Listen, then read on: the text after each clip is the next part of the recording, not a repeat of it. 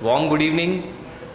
I welcome I welcome all the respected urologists at Agra Live Center and all the respected urologists who have gathered across India and urologists who are viewing from across various modes in India. I welcome you all to today's Saturday School in Urology.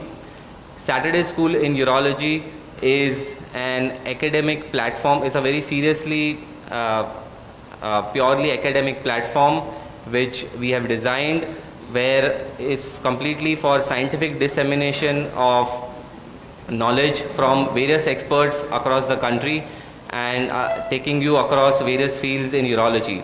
So we are blessed and privileged to start the Saturday School in Urology with the President of Urology Society of India, Dr. Madhusudan Agarwal. We are thankful to Sir to kickstart this Saturday School in Urology, and the topic for today is New Advances in BPH. I am Ankit Shah. I take care of Elchem Urocare as a division head, and we welcome you all for this academic feast. Without taking much time, I request our medical advisor, Dr. Sachin, to introduce and welcome our moderator and chairperson, Dr. Madhusudan Agarwal and Dr. A.L. Vyas for today's session. Thank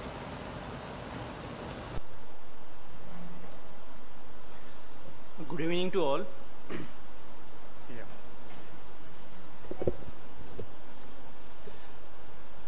I, Dr. Sachin Shende from the Elchem Medical Division and from Urology Elchem, welcome you all.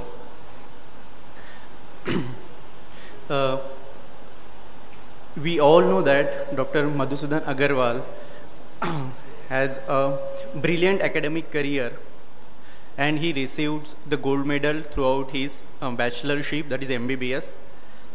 He is a very active academically, served more than 25 years in SN Medical College.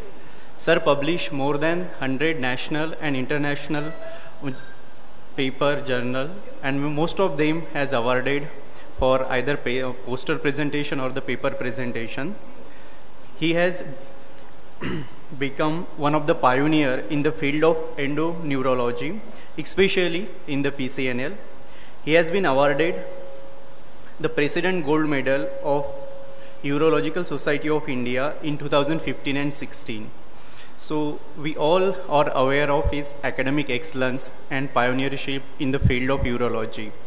So just saying from one of the great, from the William Shakespeare, he says, "Some are born great, some achieve greatness, and on some greatness have been thrust upon."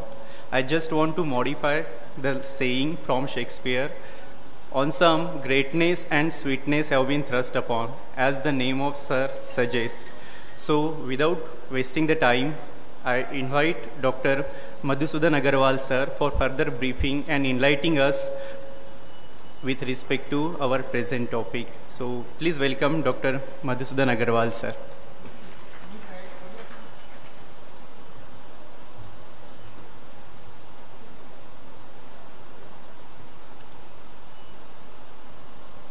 Dear friends in the live audience here at this center, and all the urologists and friends who are attending this program in different centers across the country, and who are attending or listening to this webcast in other parts of the country and abroad. This is a very interesting and nice initiative, the Saturday School in Urology, which has been started now. And the idea here is to have a 1-hour session, one Saturday a month, on interesting and important topics in urology. So when Mr. Shah from Elchem Urology came up with this idea, this was during the Bhubaneswar conference, the UCCon, then I thought, and we discussed this, that it will be a good initiative, and this will be one platform where urologists from different parts of the country can participate, and this will rotate every time in a different center across the country. So I think it's a great idea and a new initiative. And this particular program today is being done in conjunction with this Board of Education program, the master class on endourology, which we have had all day today. And I hope some of you at least have watched this webcast all day today, and we'll also have it scheduled for tomorrow. So you are all welcome to participate, attend this program. We have senior faculty and experts in endourology from across the country to participate in this program this evening, who have also been faculty to this master class during this two-day program. So we have chosen the topic of new advances in BPH for this first Saturday school in urology, and we are going to focus on the new treatments for BPH which have either just come in or which are on the horizon, and they have a promising beginning. And as you all know, there are a lot of treatments, alternative therapies for BPH which have come and gone. We have chosen a few topics which appear to be interesting, also seem to hold a lot of promise, and let us see. Time, as we all know, is the best litmus test. So we'll see whether these procedures, these new technologies stand the test of time. We'll discuss these procedures one by one. So we have a very eminent faculty. We have Dr. Ajay Bhandarkar, Dr. Swapan Sood, and Dr. Anil Elhens, and myself as the four speakers talking on four different topics. And Dr. A.L. Vyas is the chairman for this session with us. So we'll start now. As the first topic, I invite Dr. Ajay Bhandarkar on the podium. Thank you.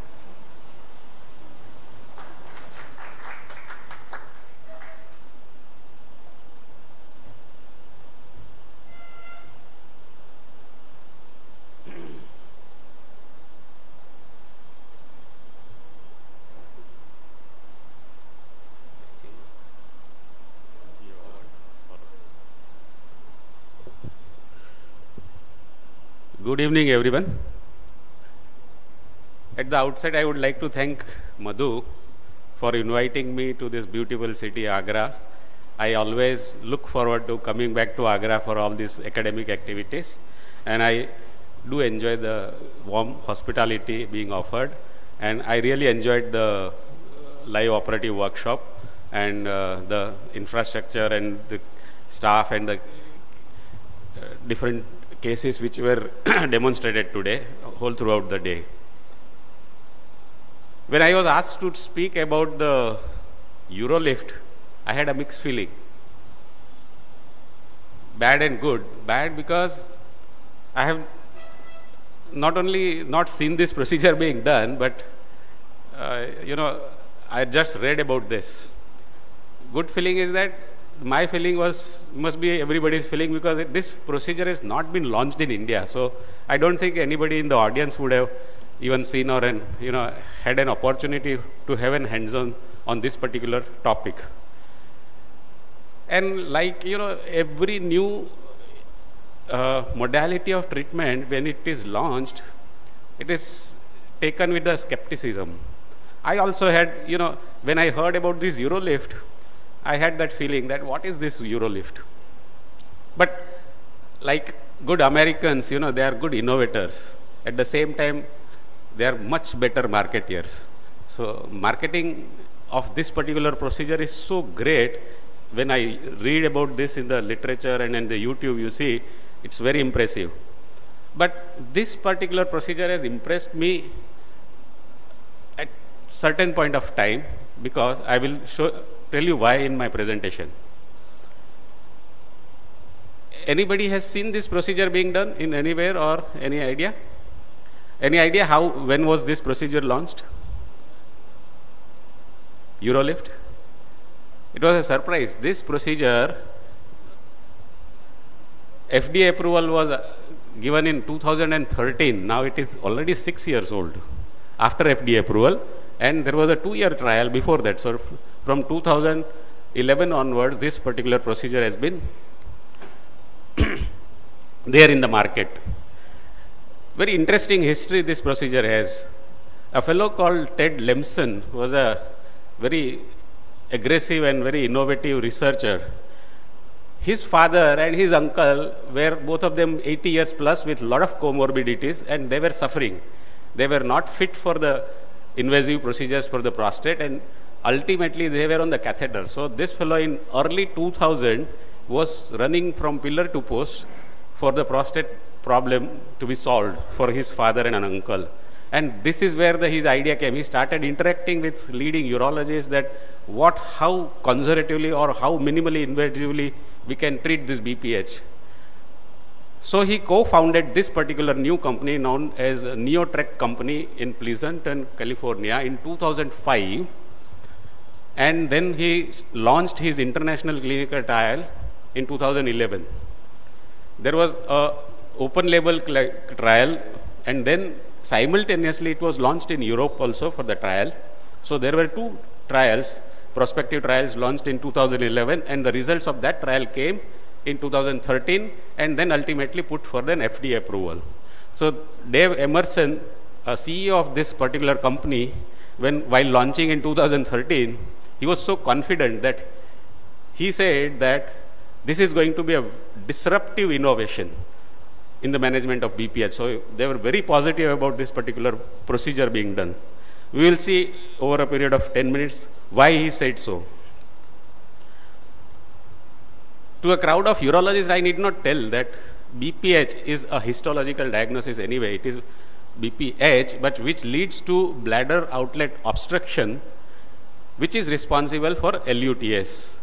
I am just telling you this just to understand the principle of this particular topic, that it is the bladder outlet obstruction we are supposed to handle caused by the adenoma. And if you see the epidemiology, definitely BPH ranks 4th in the disease affecting men above 50 years of age. So those who have a minimal symptom or LUTS may or may not seek the medical help, but the first line of treatment definitely is a medical management, drug therapy.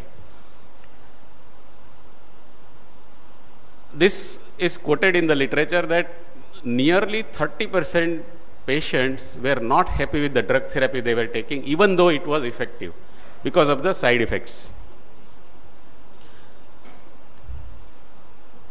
So there is a possibility of a wide array of minimally invasive treatment options in the BPH.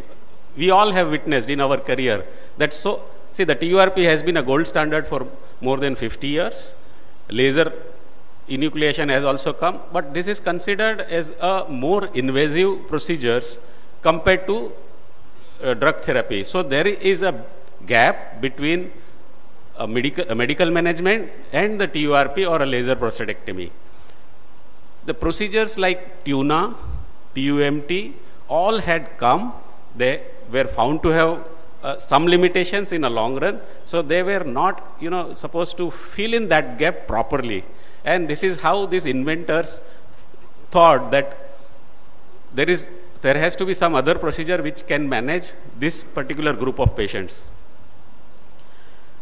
The word I came across while reading about this is bladder health preservation. Very interesting word. Very important. And, the prime concern here is that, see, the fellow at the age of 50, 55 starts having LUTS. He has a BOO, that is bladder outlet obstruction. Now, you give him a drug.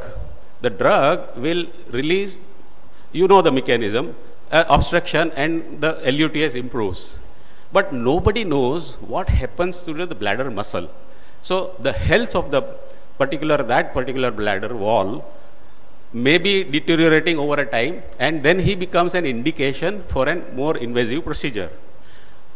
So those who opt for active surveillance, or those who are not a good candidate for the surgical treatment, one has to concentrate on preserving the bladder health for the quality of life. A little bit about the Eurolift system. Do we have a laser here? Anyway. Oh.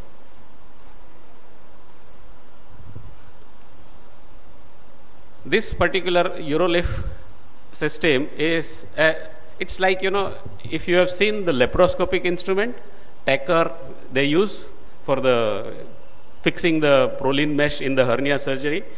Just you address at one point and fire, and that screw or something will fix the mesh. Similarly, it has a handle and it has a clip. Eurolift addresses the main cause of LUATS created by obstruction created by non-malignant prostate tissue. The advantage of this particular procedure is that it is not affecting the rest of the urethra. I don't know. बीच वाला है शायद. हाँ, बीच वाला. The beauty of this particular procedure is that the urethra is not violated to the maximum. And another point which most of the Americans feel excited about is that it preserves the erectile and ejaculatory function, which is of prime importance in their particular marketing, promoting this particular procedure. And to make things simple, what does Eurolift does is it opens both the lobes like you open the window curtain.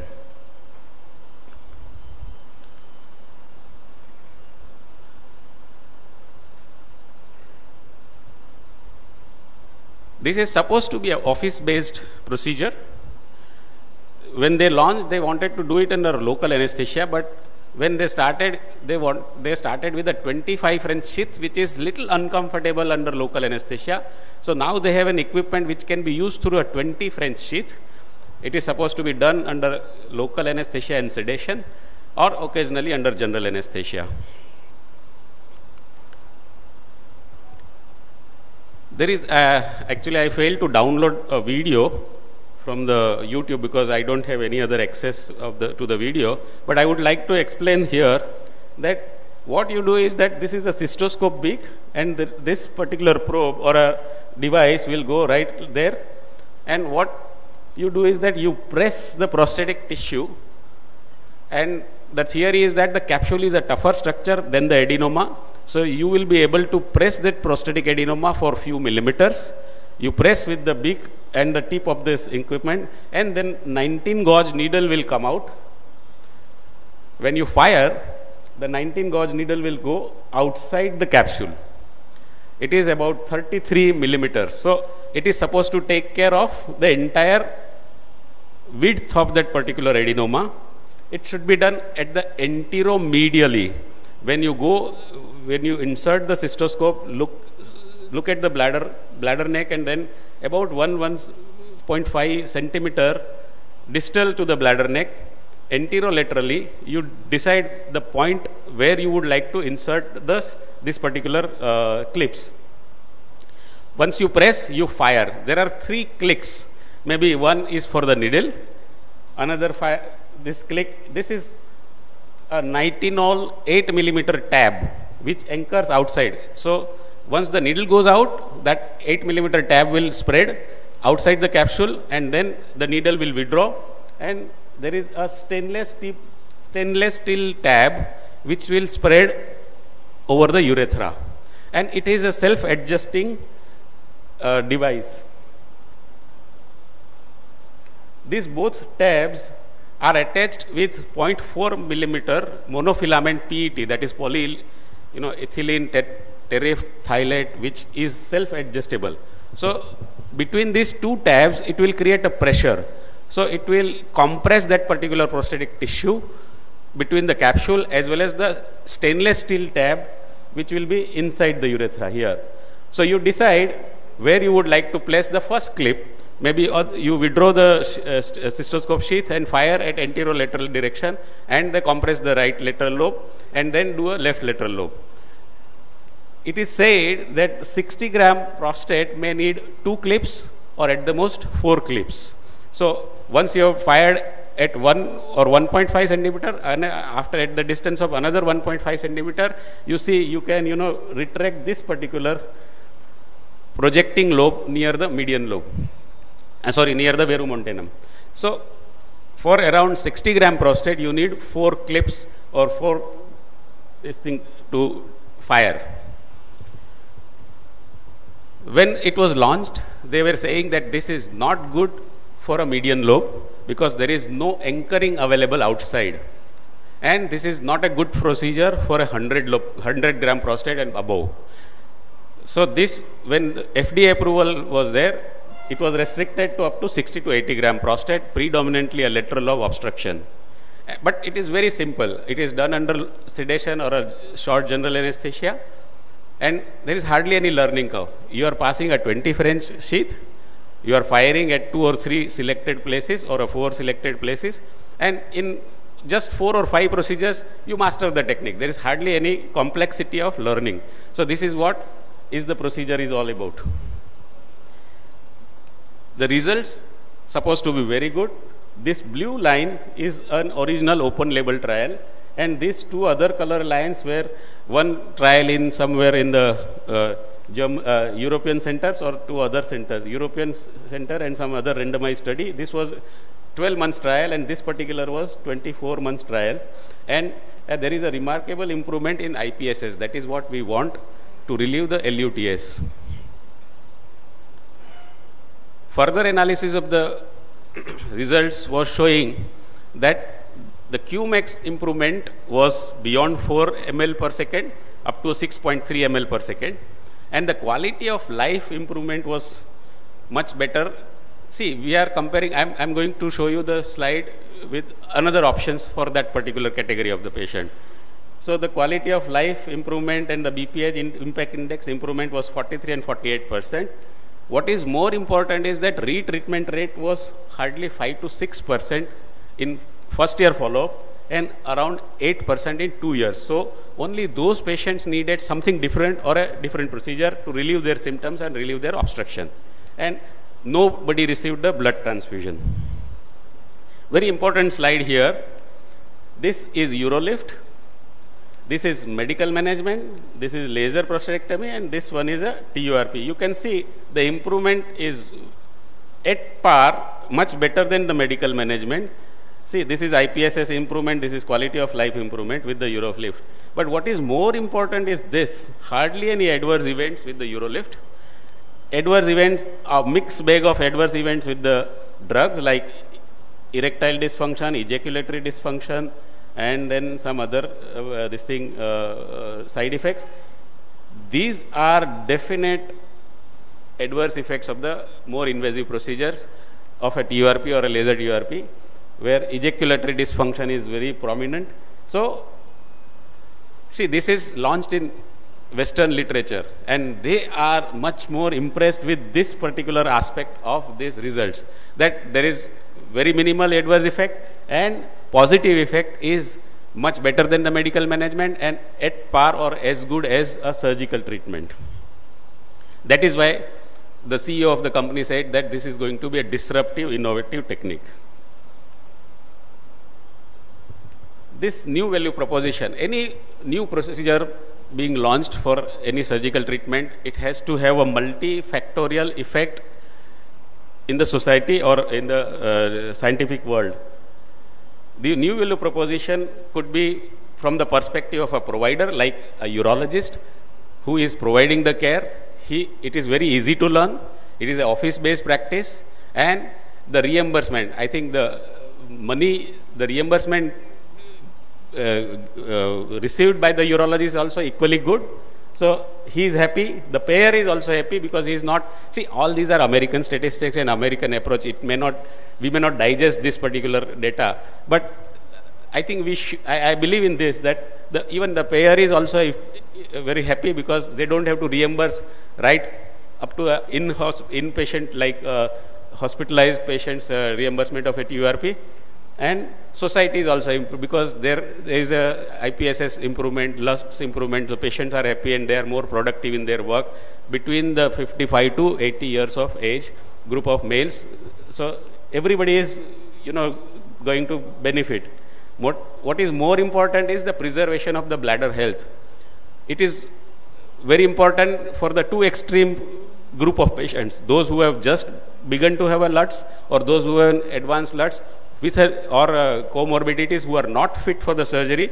Instead of stent or some other procedure, this particular procedure is good enough. Cost benefit analysis, again, because this is in American literature, American approach, they say that their cost of TURP or laser prostatectomy for a hospitalized patient is definitely going to be more compared to the office-based procedure.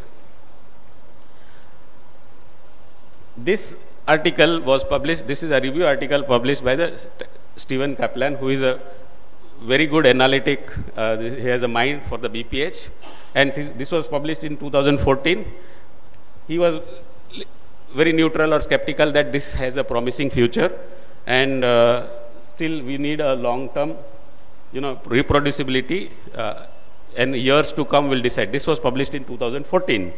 But there are some publications, recent one, this was published in 2018, prosthetic urethral lift, does the size matter? So they have extended their indications beyond 60-80 gram prostate, even beyond 100 gram prostate, and they have found that it was equally effective. The number, even though the number of cases were 23 beyond 80 gram and 51 less than. So comparison between the two medium size and the large size of prostate, Urolift still works. And they have found a way out to treat the median lobe also now. They are anchoring somewhere behind the trigone, and they have found it that even for the median lobe also you can use the Urolift. Advantages, as I said, lighter anesthesia requirement, minimal urethral violation is the most exciting factor about this particular procedure, because you are not resecting or removing part of the tissue, not creating the raw area, the complications like bleeding, incontinence and long-term dysuria is not there. Only 30 to 35% of people needed post-procedure insertion of the catheter. It is an in-office procedure. They walked out of the office after this being done. And these two important things are, very important for the males is the sexual function is preserved. And if you look at the YouTube videos, all these patients review, they are very happy with in their sex life, even after the LUTS has been addressed by this procedure. Complication, yes, it is also some, I think 2 or 3 patients had, few patients had pelvic pain and dysuria going beyond 2 or 3 weeks. Hematuria also, mild hematuria continued to have. Few patients went into a retention of urine, they needed catheterization, and migration of implant is also reported. It all depends where you fire ultimately. So people have fired in the bladder neck, somewhere it should be outside the capsule, and one of the tab was in the bladder neck. We have to deal with the issue of encrustation. There is a steel tab which is there inside the urothelium, which is supposed to be covered by the urothelium, but still there are reports of encrustation around that tab. And even in USA, not every state is reimbursing this particular procedure by Medicare. So they have a reimbursement issues also. This article was published in 2009. See, this is how, if you fire somewhere in a different direction, the tab will go inside the bladder and will have more complications. But ultimately, the holmium laser enucleation of the prostate, they have found that there were some adhesions. So there were 4 or 5 centers collectively published this particular, only 9 cases reported in this particular paper that holmium laser enucleation was possible even after the Urolift without much complication. So in the conclusion, I would like to say that yes, Urolift procedure has a role to play in a limited indications. It definitely bridges the gap between a drug therapy and a more invasive surgical procedure. Minimal urethral manipulation and a definite relief in bladder outlet obstruction are 2 biggest advantages of a Urolift. But it needs more multicentric trials with the long-term follow-ups. And for a country like ours, they are not interested. I came to know with personal communication with our colleague in EAU recently in Barcelona, So somebody was interested in bringing the Eurolift to India, but the company is not interested in India right now. They are focusing on the Europe and Australia and USA. The biggest drawback, I'll tell you, you and me will never venture into this particular. Everything was exciting, but when I came to know the price of the clip, it is 800 to 900 euros per clip. So if you are firing 4 clips, it costs more than 2 lakh for the clip itself. So this particular procedure will have, even in the US also, if you look at the videos and then the discussion, the cost of the clip is never coming in the picture. So they are also finding it very expensive right now. But they are very, optimistic that when the more and more people will take up, the cost of the clip will come down. Thank you.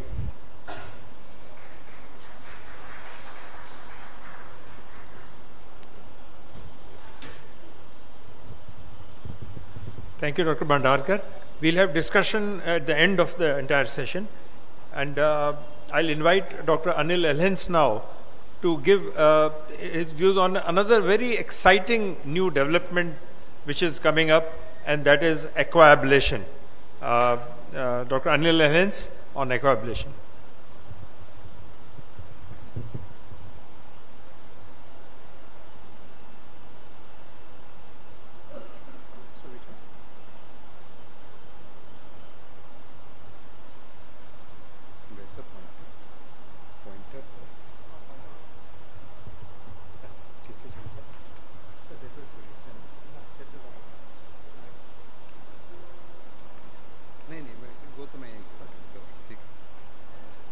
Good evening, colleagues, not just here in the city of Taj Agra, but across 25 centers in India, and I think over 100 people who have logged in on their personal devices. Welcome to this session on new advances in BPH and a new concept of a Saturday school in neurology. I am here to speak about aquablation. And what is aquablation? Aquablation is another new kid on the block. It is a personalized, image-guided water jet tissue resector. In other words, what is aquablation uses what is known as a aqua beam. An aqua beam is a high velocity saline stream, which you can see on the image there. It causes heat-free tissue ablation utilizing real-time ultrasound imaging from a truss ultrasound, and the water jet is delivered by a robotic arm. And it has the potential to standardize prosthetic surgery because it's all automated and the individual does not play much of a role here. What is the system that we have in aquablation? What we have is the conformal planning unit, the robotic handpiece, which includes an articulating arm, a motor pack, and the disposable aqua beam handpiece which goes inside the patient, the aqua beam console, a tissue collector to collect the tissue which has been resected, and of course a foot pedal to switch on the system. All this also has a biplanar truss equipment which will provide us with real-time guidance as we do. In a nutshell, how this procedure takes place is an handpiece which is inserted in through the urethra to the bladder neck. At that time, both endoscopic and truss-guided images are mapped. The area of treatment is mapped out, and the robotic arm then delivers high-velocity saline, which is close to the sound speed of sound. And as the tissue is being resected, this is monitored real-time by the truss in the rectum. The tissue is simultaneously retrieved as it is being resected by an integrated pump, and the post-op hemostasis initially was done by an heat-inducing device like a roller ball or something, but of late the water-to-steady, which I'll refer to subsequently, they've utilized only a traction on the catheter, and they have not found any need to use any device which uses heat to produce coagulation. At the end of the procedure, the patient has a catheterization for a short time.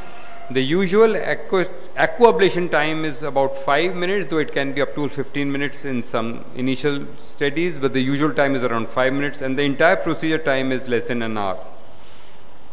This is a short video on the animation on how the aquablation process occurs. As is apparent, the first step is to pass in ultrasound, and we monitor the image the prostate. The next step is getting in an endoscope through the urethra, and at the same time we have got the endoscopic image, and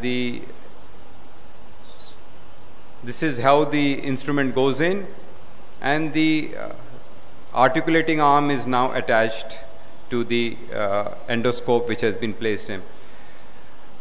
At this point of time, the area on the truss image is marked out, both in the transverse, this is the transverse plane, and subsequently in the sagittal plane.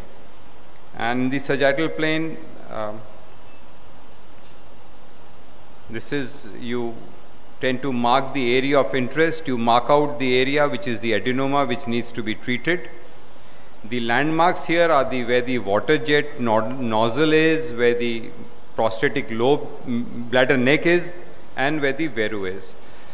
Then the treatment started, and this water jet is injected, and the tissue is being resected and also being collected through the pump as is seen in the inset. Once you have decided the treatment plan, the robot serves water jet of a particular intensity so that that entire area is covered, and it stops as it reaches the end point, which is the veru. Subsequently, end of the aquablation, you see the resected fossa, and a catheter is subsequently placed. Here is a real-time image, which is how the procedure goes. This is on an actual patient. The prostate is about 54 grams in this patient. As you can see on the right side, the handpiece is being introduced across the prostate, and then it enters the bladder as you see it now. Once the prostate, the handpiece inside, you can visualize the endoscopic image as is seen on the right upper end corner. The scope is being retracted. You can see the lateral ropes coming into view as it is being resected. You are seeing the image both on the ultrasound as well as an endoscopic view. So this is the USP of this procedure, that you have got a three-dimensional vision of the area to be treated, and you are not just seeing the endoscopic but also seeing what is beyond the visual impact. So once the handpiece is been placed and you have assessed the urethra endoscopically, now we focus the ultrasound onto the prostate, first in the transverse area, and in this transverse area you can see, once the prostate gets into a good view, the area of interest can be, the depth and the diameter at which is to be treated can be marked out as it is being done here. It's being brought down, and the area, this will decide the speed and the intensity by which the robotic arm will throw the water jet. Once the transverse section is being mapped out, the next step is to trace the probe, the direction in which it will move,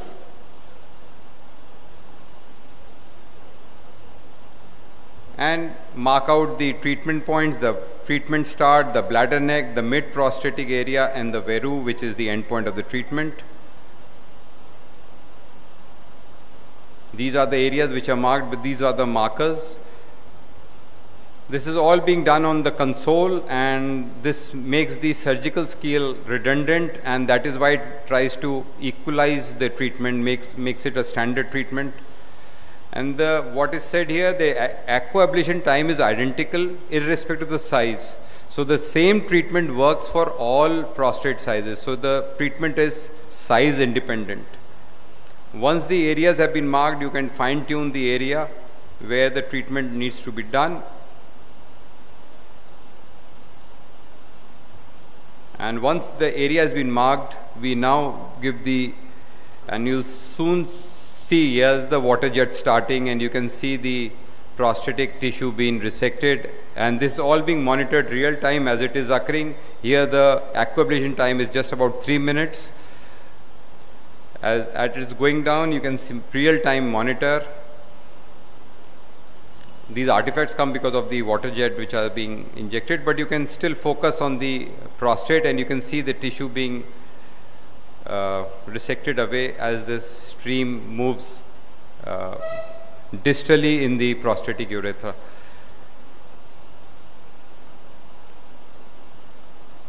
So this seems very exciting, where without actually doing anything, it's all being done in an auto mode, while the surgeon sits like a robotic surgeon comfortably by the side of the patient.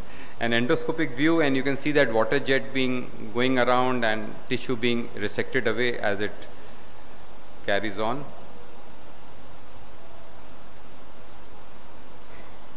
A closer view of the water saline injection.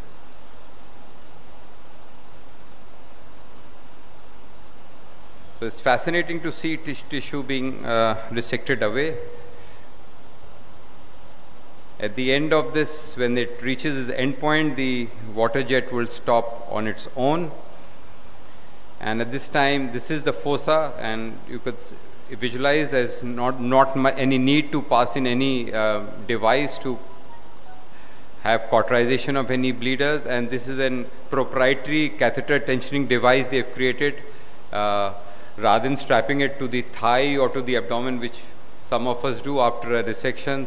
So this is a device again which is hinged against the pubic bone to give some resistance. Another image, just a short clip to see the water jet in a much larger vision. You can see the saline water jet and the tissue being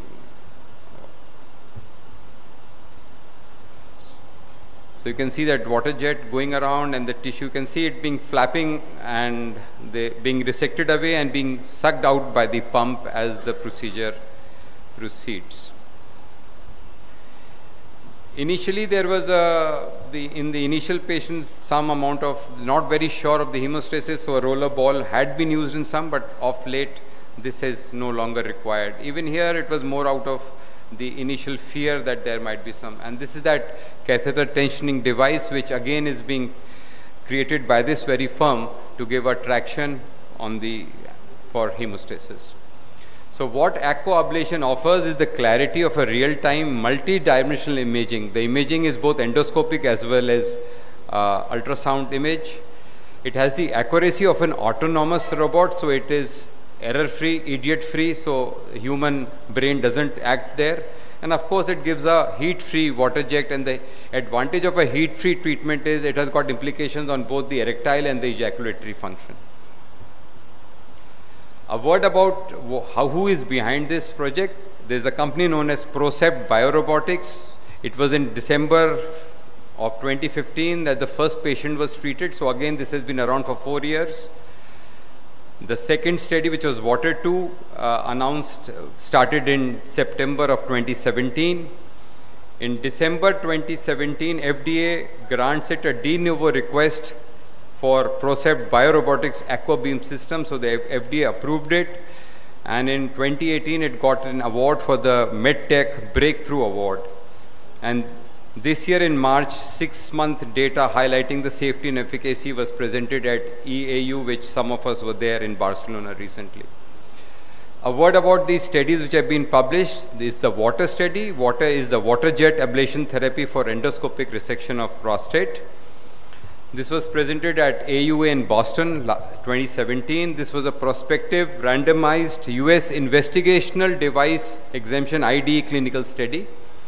And the plan was to enroll 200 patients across 20 odd global sites. And lo and behold, who was the pioneer, who was the main investigator? Peter Gilling, whom we all have heard. He was the person who was the brain behind HoLEP. So he has moved on from HoLEP to aquablation, along with Klaus Roberborn from Dallas, Southwestern. And they compared the safety and efficacy of aquablation to the gold standard TURP in prostates between 30 and 80 grams. They were able to enroll 181 patients at 17 sites. And they reported superior primary safety at 3 months and non-inferior primary efficacy at 6 months. And these are their data. No need to go into very minute details, but offhand, the blue is the aquablation and the orange is TURP, and you see at 3 months it shows superiority to TURP in primary safety.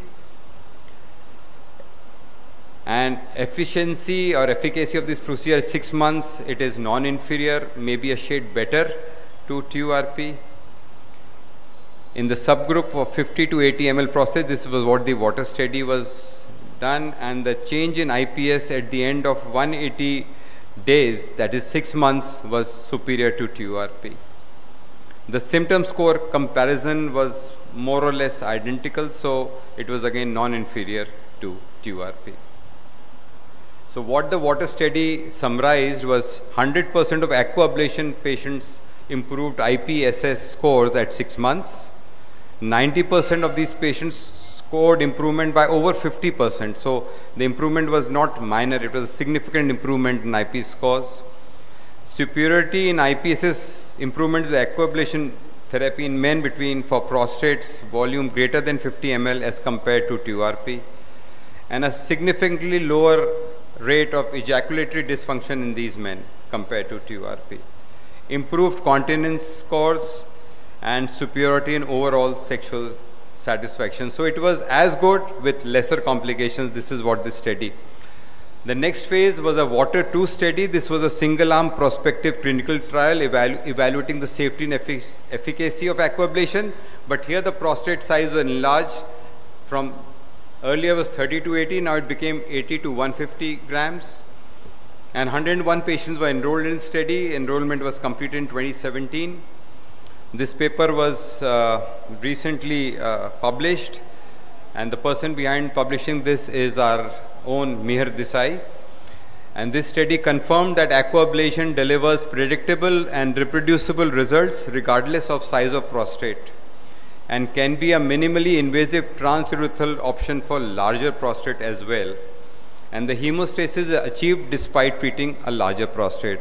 And because it was size independent, US FDA cleared aquablation without any restriction on prostatic size. So this is one big step that this procedure has offered. A number of publications in the last couple of years, 2017, 18, and this year. I'll just talk of 2 publications done, which this is from February 19. This is from, again, Mihir Desai. This is the aquablation results, 6 months results for 80 to 150 ml prostates. And Mihir concluded in this paper that aquablation is safe and effective in treating patients with larger prostates without increase in procedure or resection time. So despite the size increase, similar results but no increase in time. So the robotic arm compensates for the increase in time by a speedier delivery of the water jet. In this study, the mean prostatic size was 107 grams and the mean hospital stay was 1.5 days. Another paper, this is from Peter Gilling, published in Urology, March 2019, just last month. And this was 1-year outcomes after TURP and aquablation was similar. The rate of procedure-related complications was low. And there was an identical reduction in symptom score, maximum flow rates, reduction in PSA. So this was, in other words, equally effective as PSA. The surgical treatment rate was slightly higher, but was not clinically significant in this study. And there was no procedure-related adverse effect after 6 months. Whatever occurred was in the initial days. Again, this data, there was a Cochrane database analysis published again this year. And similar, urologic symptom score was better with aquablation, quality of life was better, major adverse effects were lesser, retreatment was slightly higher, and better erectile function and ejaculatory function. So a lot of promise with this procedure as of now, irrespective of size. And these authors again concluded that in the short-term follow-up, which is 12 months for this study, the effect was similar to TURP with probably better erectile and ejaculatory function.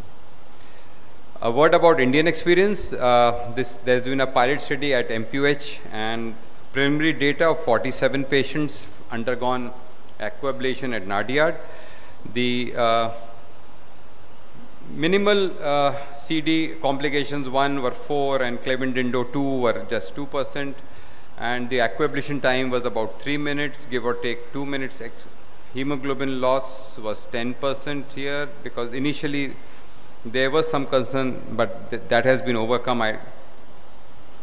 The IPSS scores improvement at 12 months, from 25 they came down to 4.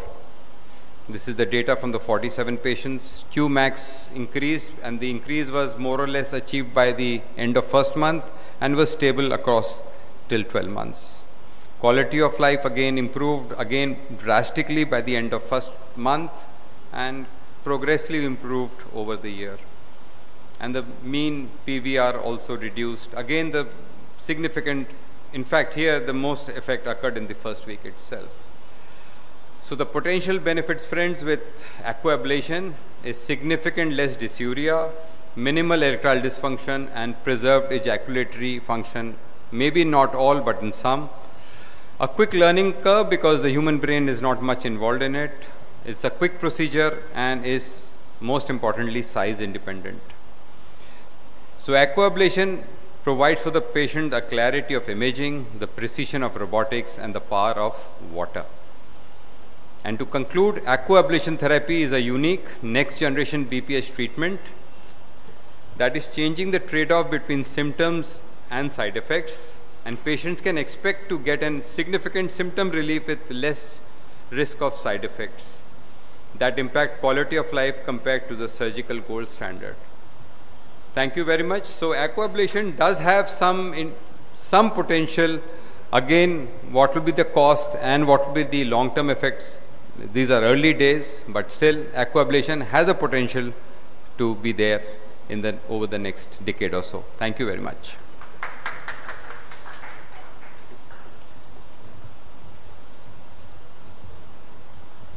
Thank you, Dr. Allens.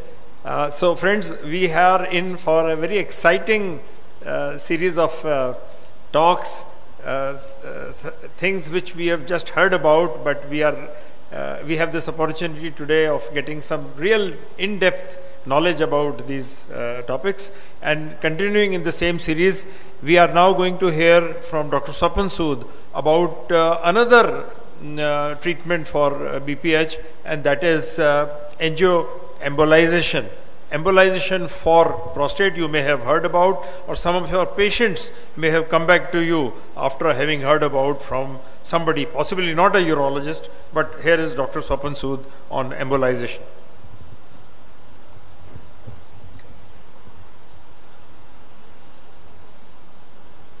So good evening, everybody. Before I start, let me confess, when Dr. Madhu sent me this topic on SAPE, I really was at a loss trying to understand what exactly that meant, and I had to go to the internet. But to my surprise, I found out after I had gone to the net and I had read out about the things, there were at least 2 centers in Jalandhar who were already, where I belong from, we were already practicing selective arterial prostatic embolization. And one center has done about 7 cases, and another center has done about 4 cases, and they are both not urologists. So they are cardiologists, and they have had the opportunity to enter the prostate. And about 3 months ago, when I talked to them, then I got a couple of patients back who I need to follow up regarding this. So today I'll be talking about selective arterial prostatic embolization. Actually, it's nothing complicated like aquablation and urolift. It's a pretty simple procedure, and therefore I'll just try to explain to you what I gathered out of my little bit of research which I could conduct on the internet. Right. So why was this need for the selective arterial prostatic embolization, also known as selective embolization of prostatic arteries, also known as prostatic artery embolization? Well, you know, the speakers before me have already elucidated the problems with TURP. There is a morbidity of almost 20%. Ejaculatory dysfunction, erectile dysfunction, strictures, then urinary tract infections, post-operative bleeding requiring transfusions, all the intraoperative problems. Importantly, a retreatment rate of 6%, and definitely a certain section or a certain group of patients who ultimately turn out to be unfit for any kind of surgery, but whose quality of life is significantly worsened by the presence of lower urinary tract symptoms attributable to prostatic enlargement.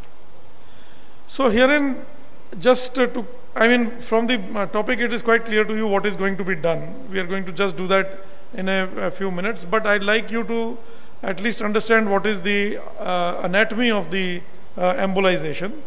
The internal iliac artery is the main artery that supplies the pelvis. It contains two large branches, the anterior and the posterior branch. The anterior branch has a further 6 branches which are there. The superior vesicle, inferior vesicle, obturator, middle rector, inferior gluteal, and the internal pudendal. The inferior vesicle will continue onwards to become the prostatic artery, and the posterior branches has these. The posterior branch has the superior gluteal, iliolumbar, and the sacral arteries. This is an oblique view of the internal angiography of the internal iliac. This is the internal iliac. This is the anterior division, and this is the posterior division. And the acronym which has been proposed for remembering which arteries are there is called proviso. So starting with the pudendal artery in the end. This is an oblique view. This is an oblique view. This is the posterior division. This is the anterior division. So you have the pudendal, the rectal, the obturator, the vesicle inferior and vesicle superior listed in the caudocranial sense. Going a little further, the inferior vesical artery will become the prostatic artery, and immediately it divides into two main trunks. One is the anteromedial trunk, which feeds the bladder neck and the urethral part or the central part of the gland, and the other is the posterior lateral branch, which is for the peripheral zone, and the apex of the prostate gland is supplied by this artery. There is a deep interconnection between the two branches, and also there is an interconnection between both the sides, which will lead you for the next interpretation that we have to do a bilateral PAE before we can get significant relief, and it leads to the necessity to embolize all the ramifications to order later revascularization of the gland. The anatomy is not fixed. There are 5 different kinds of anatomies, type 5 being the other, but typically the inferior vesicle can originate either from the anterior division of the internal iliac artery. You can see it's originating from the anterior division with a common trunk with the superior vesicle. The superior and the inferior vesicle are originating as a single trunk and then dividing into 2. Type 2 is anterior division, but it is distal to the superior vesical artery. You can see the type 2 as compared to the type 1. Then type 3, it is originating from the obturator artery. You can see the obturator artery coming out, and then the branches, the inferior vesical artery is coming out from there, and then supplying the prostate. And the type 4 is from internal pudendal artery. It comes from the internal pudendal artery right there, and then goes and becomes the inferior vesicle, supplies the bladder, and then converts into the prostatic artery to become the thing. All others are classified. They are less than 5% in the other group supplying the prostatic arteries. So 95% are belonging to one of these four groups. So bilateral prostatic artery embolization is the best choice compared to unilateral embolization due to deep connection that exists between the two PAs, between the two prostatic arteries. The good thing is that it is feasible from a single-sided approach due to intraprostatic anastomosis and the possibility to cross from one side to the other one. It is an inpatient procedure, requires minimal antibiotics, but patient typically is kept under antibiotic suppression for the next few days. This is a small video just to illustrate the prostatic artery embolization. The Foley's catheter is put into the bladder, and vascular access can be achieved either by the femoral or the radial artery. And typically the internal artery is viewed in an oblique view. So here you can see this is a radial artery access. I hope you are able to make out the catheter going all the way down to the pelvis. It can either enter either side. You can, as an expert cardiologist or an interventionist, can actually enter the prostatic arteries, both the anterior and the posterior division. Once it enters the prostatic artery, the branches, the microspheres are loaded into the prostatic artery and they cause a blockage. of the blood flow into the prostate gland, and once the blood flow is blocked, the prostate actually atrophies and shrinks, and this leads to a better passage through the prostatic urethra. So here are a few films which are showing the embolization before and after figures in the embolization.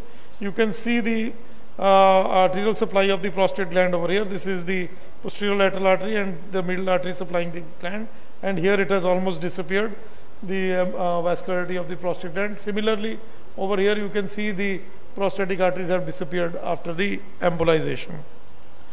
So usually the urethral catheters are removed during the second week. So this is one of the drawbacks. You need to have a catheter for almost 2 weeks after you have done. The result is more gradual than the other dynamic surgical procedures which you might be doing, like the urine jet increases with time with reduction in the post-void residue, and there is a prostate shrinkage during the first month after prostatic artery embolization and can be observed even after 6 months. The shrinkage continues up to 6 months. There is a reduction up to 33% by ultrasound and MRI at the 30-day examination, almost by 40 to 50% at the 6 month as compared to the control.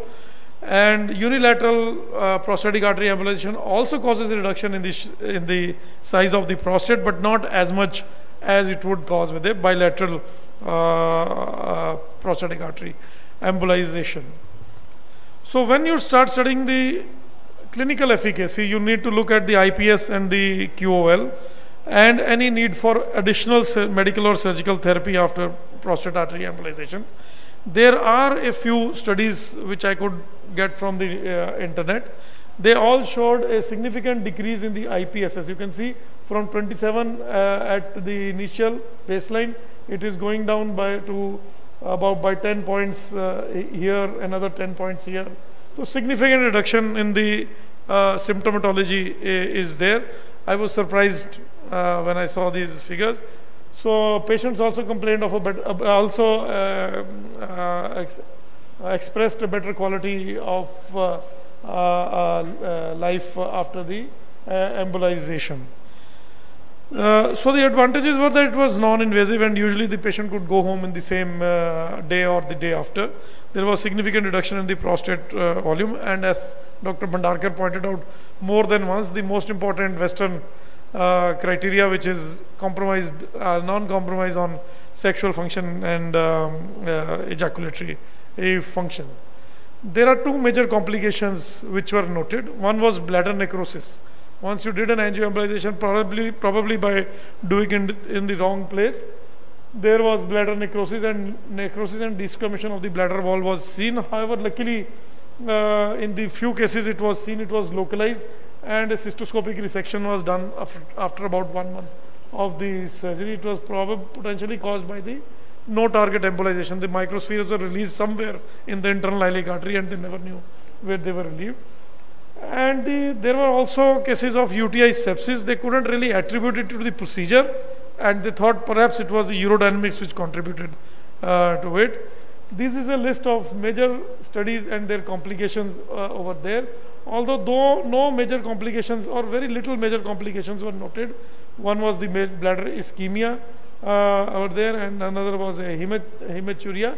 But I'd like to point out the rate of acute urinary retention, which was almost 30% across the major series, even after the embolization.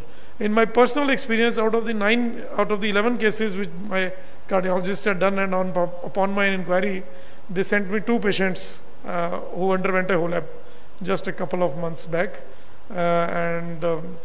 I could do a HOLAP. I really didn't think they had hit any ischemia. I couldn't find any ischemic tissue in the thing. The entire tissue was still there.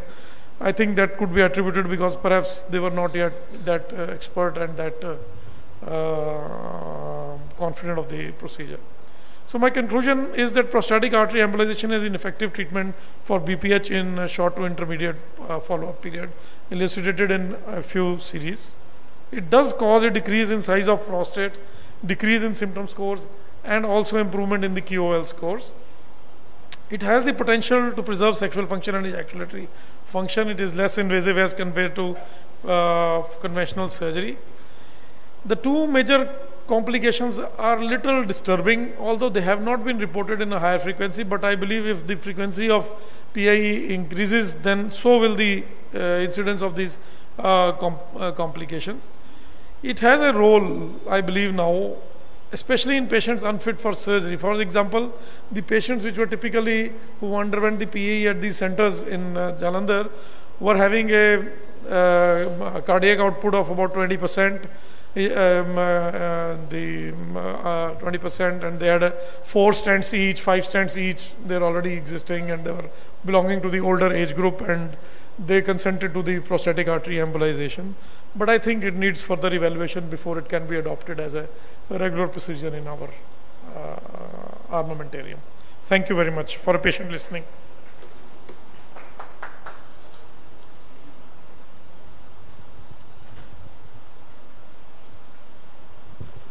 Thank you, Dr. Swapnil. Friends, you have listened to 3 new and very exciting. Can we move to the next one? So you have listened to 3 very new and very exciting techniques for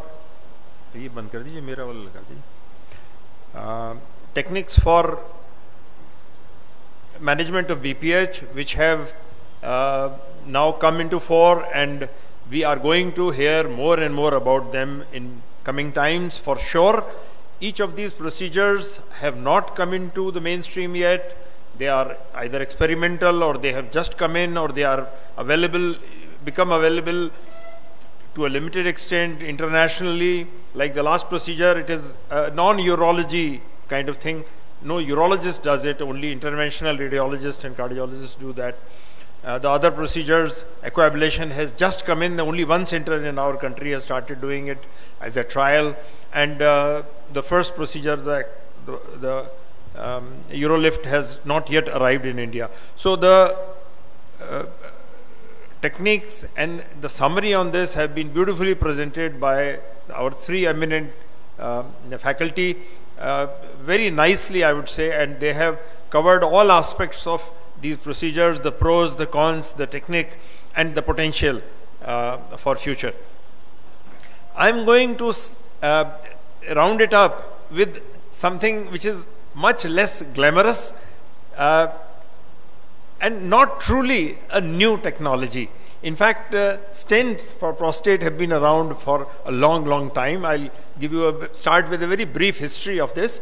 And the only thing I would say in defense is that this is probably a more practical solution, and this is the one which actually we have been practicing. So, in contrast to the 3 other procedures which you have heard about, which are not yet being done by any of us, this is a procedure which I personally have been doing regularly, and not now, but for the past many years. And many of you would probably have done it or may have been doing it. So I'll just, and rather quickly go over some of the aspects of prostatic stents, what it is and where it is to be considered. So as an alternative to medical treatment and being short of surgery, this is the halfway thing, the middle of the way path. Stents, as I said, has a very long history. The first stent was, of course, for the ureter by Finney in 1970, and the first urethral stent was by a gentleman called Fabian in 1980. And the first permanent stent for urethra and prostate came in the 1980s, just after that. And incidentally, the word stent is actually after the surname of a dentist from London. So this is the first stent for the prostate, Fabian 1980, so almost 40 years old. And the problem with this stent is clearly visible here, encrustation. And that is why all stents have failed all these years. So the temporary stent has a problem because it is exposed to urine and it gets encrusted. So they thought that maybe the solution would be a permanent stent which gets covered by urethral mucosa, and then it will not get encrusted. And then came the permanent prostatic stents which could be placed there, and it was expected that they will be covered by the mucosa. And so came the Urolume stent, and the benefit of this stent was that it opened up like a mesh into the mucosa, and it got covered by the mucosa in due course of time. And what the two designs which became very popular was Urolume and Ultraflex in the late 80s and the 90s. However, the problem did not end when these stents were introduced, because first problem was there was mucosal overgrowth when the mucosa grew through these meshes, and second was the encrustation which did not go away. And if it happened, then removing these stents became a very big problem, and it was very tedious to try to remove them. We had our fill of using these stents, and this is one of my patients who came back almost 15 years later with this picture. His intravesical portion of the stent had formed a large stone, and I had a very tough time, including making a suprapubic puncture, to remove this stone embedded on the mesh, and then remove the mesh from the prostatic urethra, and then do a complete resection of this patient, who was unfit for TUR at that time because he was a cardiac patient when this implant was, when this Urolume was placed. Another alternative to these permanent and temporary stents came in the form of another approach, that was Memocath. Memocath is a stent made of nickel titanium, the wonder alloy, and this is a halfway stent, neither temporary nor permanent. And the advantage with this is that this can be used both as temporary as well as a permanent stent, and the chances of encrustation are low, and the ease of removal of this stent is great, because this is a thermo-expanding, thermo-sensitive stent. So when you pass warm water at 55 degrees over the stent, or immerse it into warm water, it expands. You use cold water, it becomes soft, and you can easily remove this stent.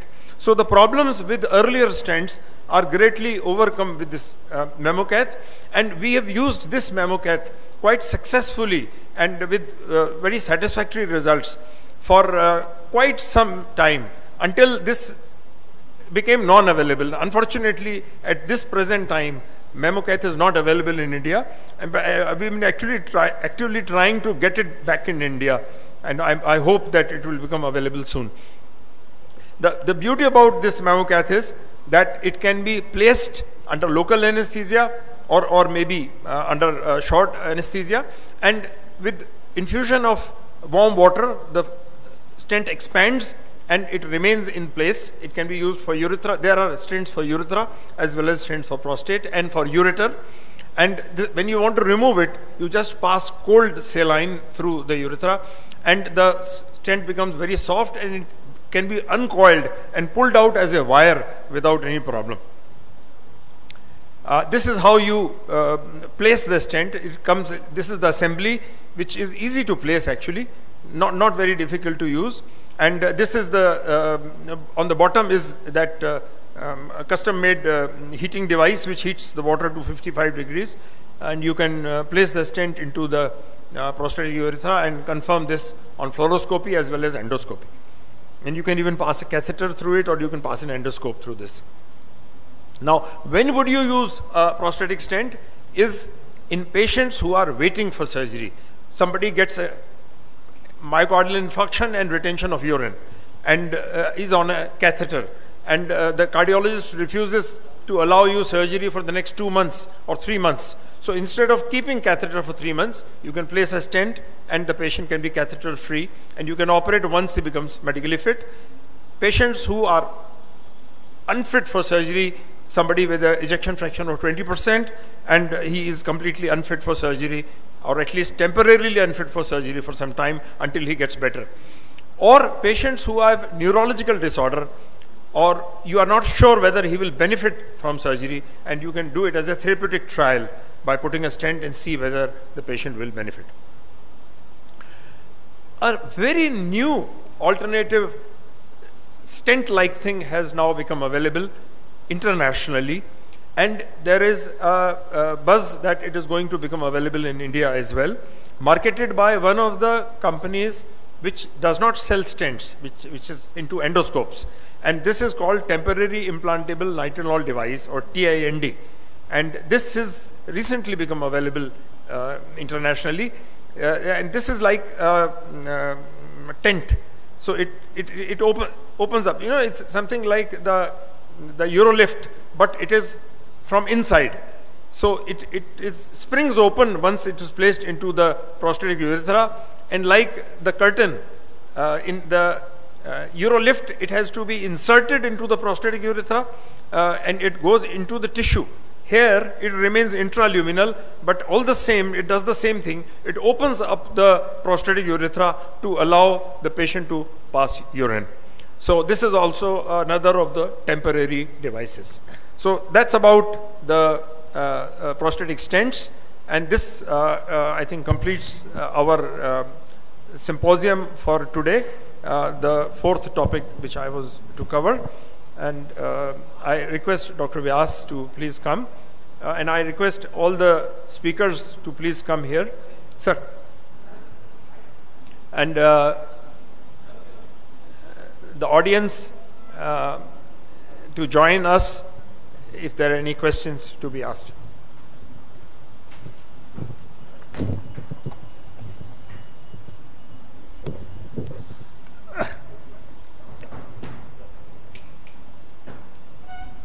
Thank you, friends.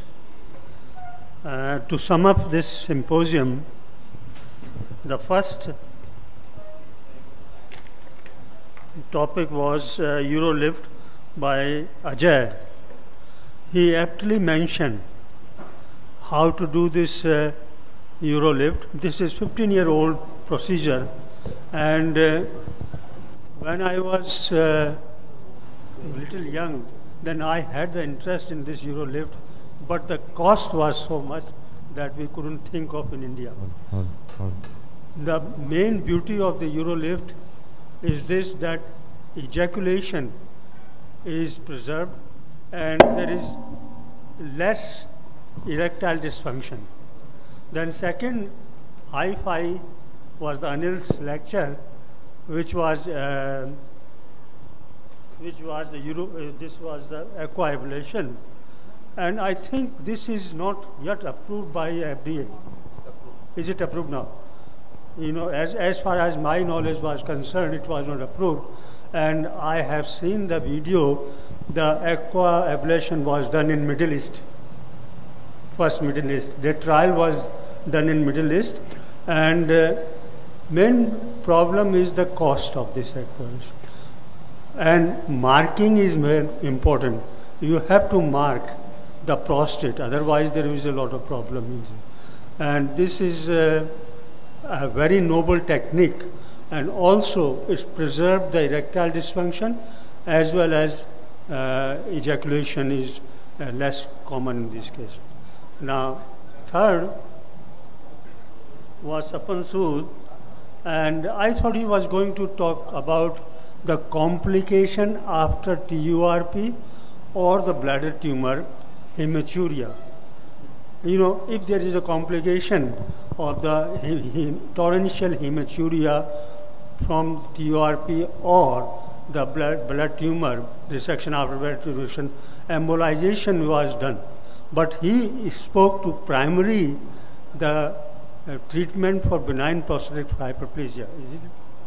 This was very new idea, new concept, and Madhu is our evergreen. He took us journey from the inception to the finish, and this is also salvation procedure as well as the therapeutic procedure. So I leave to Madhu for the next. Thank you.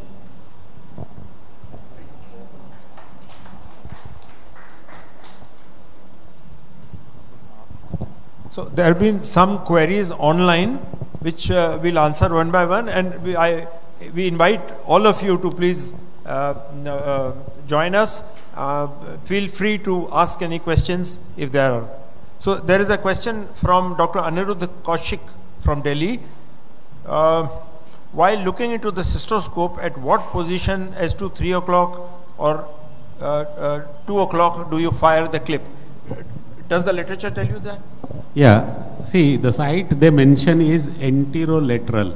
That means that at 10 and 2 o'clock position, because to avoid that, the neurovascular bundle, which is posterolateral. So the literature says that you should fire the clip anterolaterally. That means that 10 o'clock and 2 o'clock. 10 o'clock and 2 o'clock.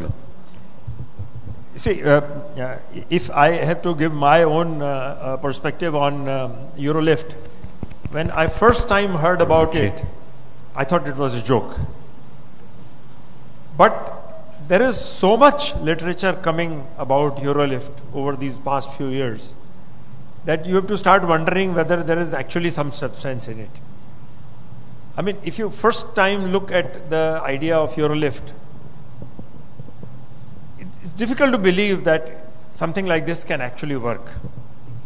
And my first concern is that anything like this will cut through very quickly.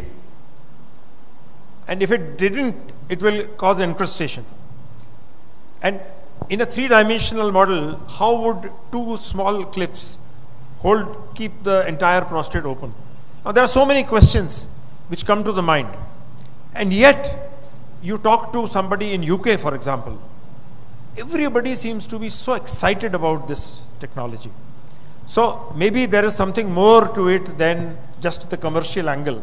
Each clip costs several £100.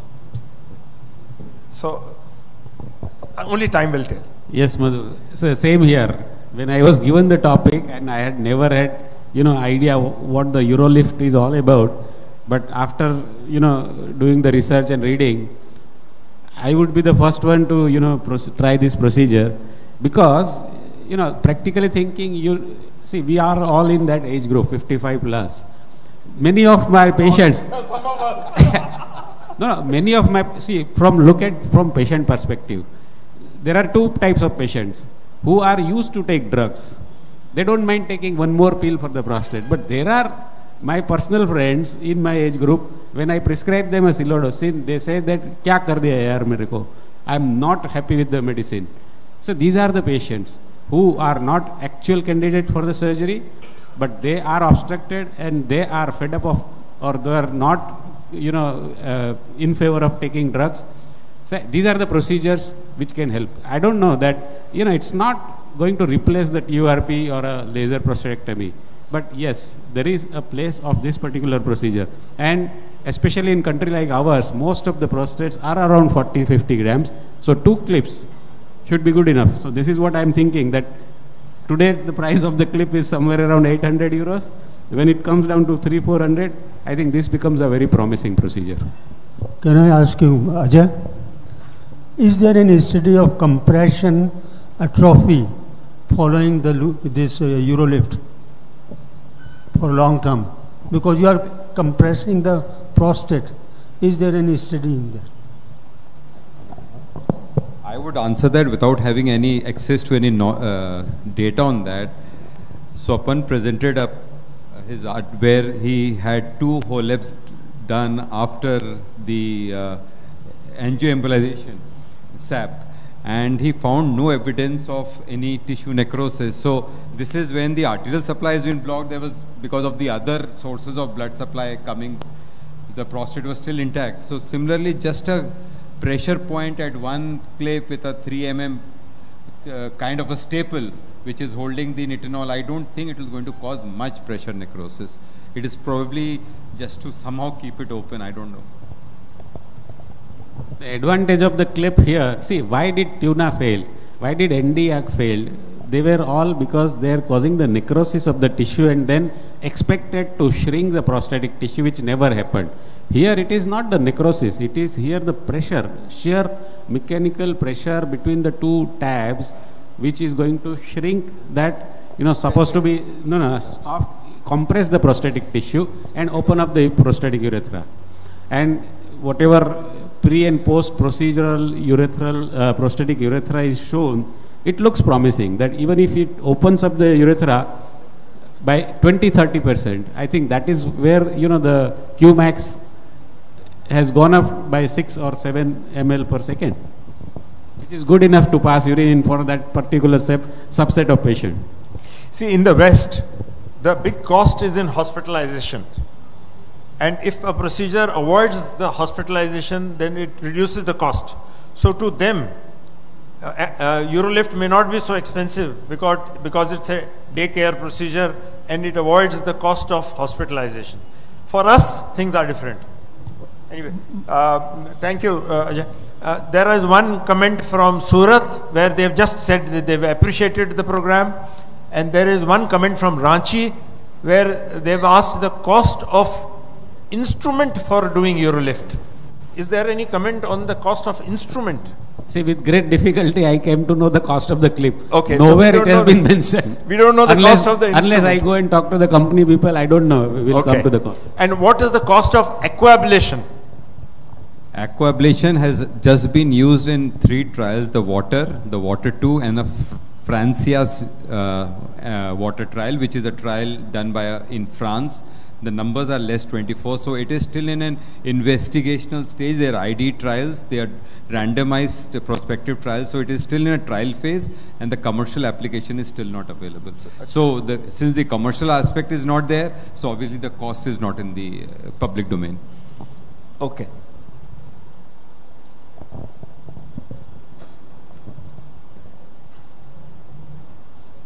I'll refresh that. Are there any other questions?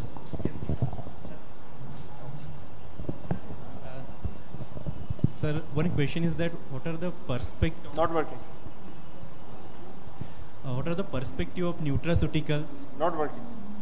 Give us another mic. Yes, sir. I think I am audible. The perspective. The sound will not go to the other. Okay. The perspective of nutraceuticals, particularly the curcumins and the other beta carotenoids in prostate health. What is your opinion on that? You see, we'll be digressing from the topic.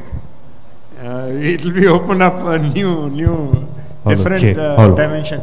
So if there are any question relating to these 4 topics, we should stick to that. Otherwise, we can talk a little bit about this. If there is any other question.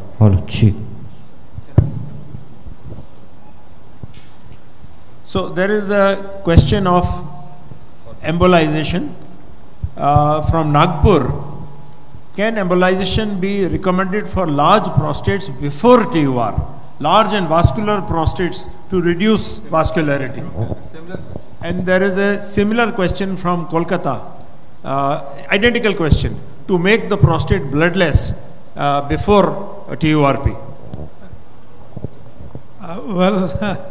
I think the question is that to reduce the blood loss in the TURP, I think both the questions are targeted. To reduce the blood loss during a procedure, can we do prostatic artery embolization before we do the procedure, especially, let's say, in large prostates? Well, I don't think there's any literature supporting that particular point of view, but it would seem logical that if we can reduce the blood supply to the prostate, perhaps there would be less bleeding when we conduct a TURP. And a good thing for pointing that out, and perhaps somebody later on in the day will pick up the gauntlet on this issue. So it's logical, because even when we are doing and I think as an experience with almost everyone, giving a preoperative dose of either finasteride or dutasteride or even bicalutamide by some does reduce the, for about 2 weeks prior to surgery, does make a difference while the process. So there is some merit, but probably it's an overkill in trying to do a PAE before a TURP. If it is that vascular, I think it will be better to use one of the more hemostatic lasers rather than doing a PAE. So maybe angioembolization before TURP may be an overkill, as Dr. Allen says. One can possibly try some hormone therapy or dutasteride for a few days or a few weeks, which we all believe reduces vascularity. So I think Dr. Chaudhary, this answers your question. Yeah.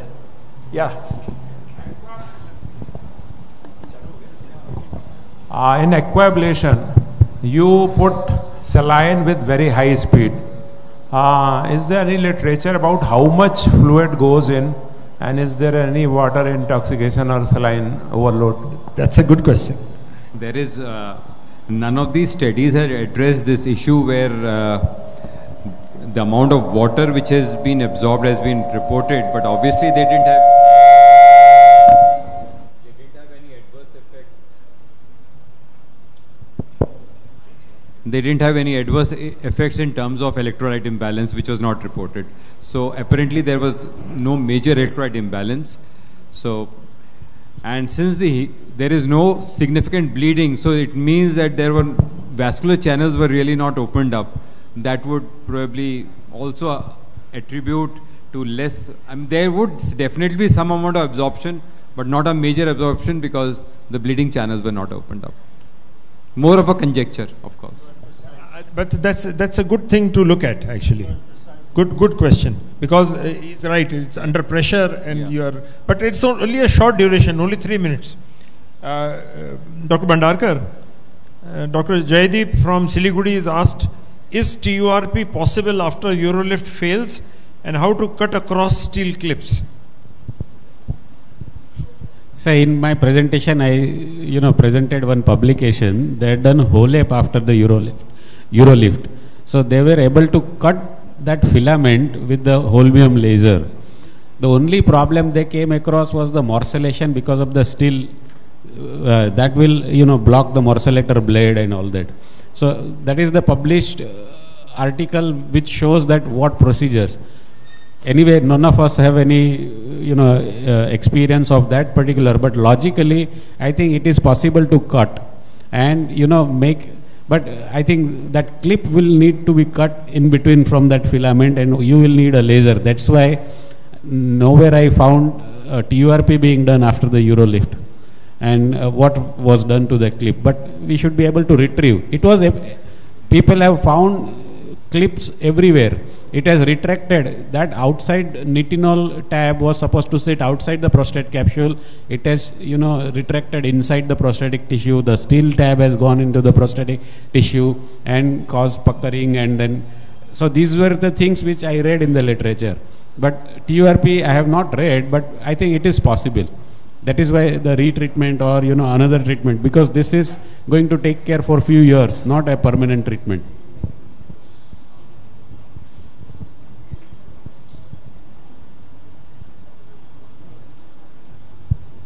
I have another concern about Urolift, perhaps Dr. Bhandarkar can answer.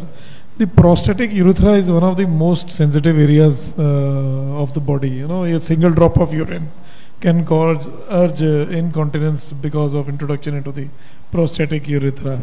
So if you have 2 clips over there, do they cause any issues about prostatic irritation or urgency? Do they sort of worsen those kind of symptoms?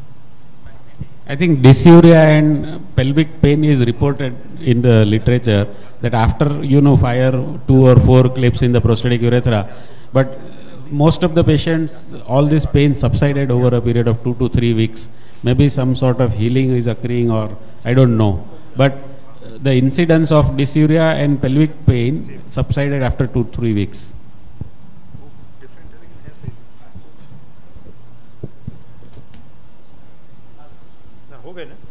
I think same questions have been answered. Is there a different question? There are 2 questions. For Ajay, the question is in Eurolift, how do we decide the outer limit of clip? That is, I think, self-loaded. Yeah. See, 30, it says 33.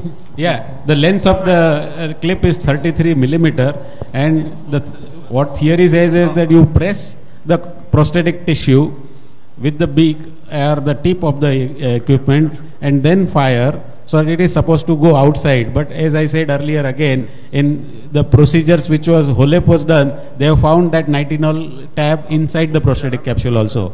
So it is very difficult to control where that maybe in 10 to 20% times it may be going somewhere else also. That is why the complication rate of people have put that nitinol tab inside the bladder. So probably there will be a need for different size clips. But one last but question looking at the type of the procedure and the learning curve is 5 cases. I think those who are a good resectionist or a urologist will not have any problem in firing the clip and put it in the right place. Dr. Madhu, the last question is for you. Dr. Madhu, the last question is for you. With the availability of a KTP or a green light laser, is there a need for a prosthetic stent? Yeah, the need for prosthetic stent has become less now because the patients who have become non-operable because of medical reasons, the indications have become less. So that more and more patients can be operated today even when they are medically relatively unfit. So we are now operating on patients with even 30% ejection fraction, with availability of HOLEP and with the availability of the procedure which I showed this morning, VAPO-enucleation. But still there would be patients, and I would like to mention here that we operate on patients even without stopping their aspirin or sometimes even clopidogrel if it is necessary with these new technologies. So this is a very relevant and correct question, that the need for alternative procedures like stents has become less now because more and more patients can now be treated with a definitive therapy. But still there would be some people, some patients who would not be in a condition to get operated, and for them prosthetic stents are very useful and convenient alternative, either on a temporary basis or sometimes on a permanent basis. Sir, in SAPE, any study revealed prosthetic necrosis? After SAPE, that selective prosthetic embolization, any study revealed prosthetic necrosis which required sloughing and then TURP and or complete removal of prostate? The principle of PAE, prosthetic artery embolization, is to cause necrosis of the prostatic adenoma. I think it is ischemia causing decreasing in the size rather than necrosis. Necrosis will cause removal then. I think it is decreasing the blood supply so that the size should shrink. If you will cause complete it can cause necrosis like we do selective embolization in kidney. When I reported that page on the complications, there was no incidence of the kind of prostatic necrosis you are talking about. But the principle is that there will be ischemia, therefore there will be necrosis and therefore reduction in the size of the prostatic adenoma. But they did observe bladder ischemia. That was 0.4% of the cases in this thing. That was one case which they observed where there was a bladder necrosis and they had to remove that portion of the bladder. It did not require a reconstruction of the bladder, but they had to resect it after a month or so, and it was all ischemic tissue and ischemic area, ischemic island in the bladder was reported. Because it is basically end artery. After that there is no artery, na? Well, the prostate is a very, very vascular organ. PAE is, I think one of the things we need to know about PAE is that it's a very, very ambitious embolization. You know, you are going into the internal iliac, the inferior vesicle, and then the prostatic artery, and then the anterior division, and then into the intraprostatic artery. I mean, there's somewhere there is some, degree of exaggeration of the capabilities of the interventionist. That is why you find these blank fires. And when you do an embolization, he says he has done a very good embolization and I find good adenoma inside the prostate. One last question from Dr. Pradeep Kumar Basu, Nagpur, and this for Ajay. Can you repeat the procedure of Eurolift after a few years, or can you put in more than 2 clips? Oh, this is from Dr. Suhas Salpekar, Nagpuria. Maybe Pradeep Basu would be the Alchem guy. Suhas Salpekar. I think the retreatment rate was about 8% after 2 years and 5 to 6% after 1 year. So that means that you can fire some more clips into different areas of the prostate to compress prostate more. I'm just answering this logically because none of us have seen or done. Dr. Anurag? Yeah, I have a question for Dr. Sood. Some patients of TUR have a recurrent hematuria for a few months. Once severe hematuria once with clot retention, which is treated on its own, just remove the clots. That is different. But some patients have a repeated hematuria. So is there any role of embolization in these cases? I don't think that's related to the present talk. But prostatic artery embolization for torrential bleeding inside the prostate post-TURP is a known this thing. It has been done for patients who are ostensibly bleeding from the prostatic fossa, and they continue to bleed several months after the procedure is done.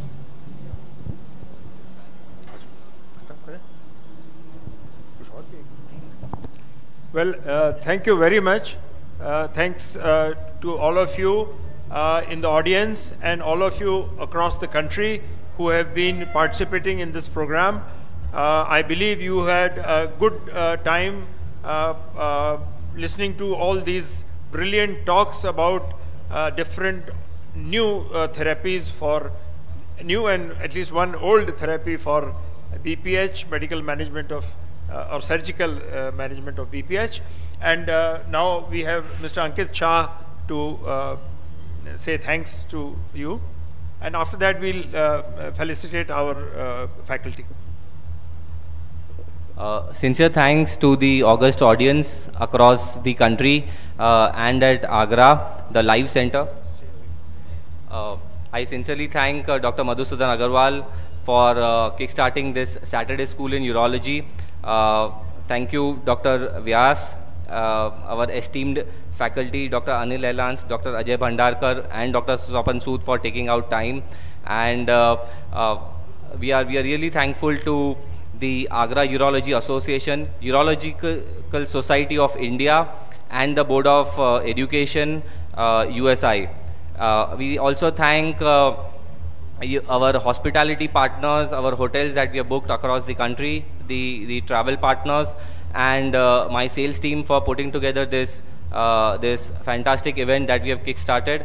And going forward, Saturday School in Urology, we will be looking at different topics, and yes, bringing in experts and experts' opinion, their clinical practice from the country to for scientific upgradation. Thank you so much.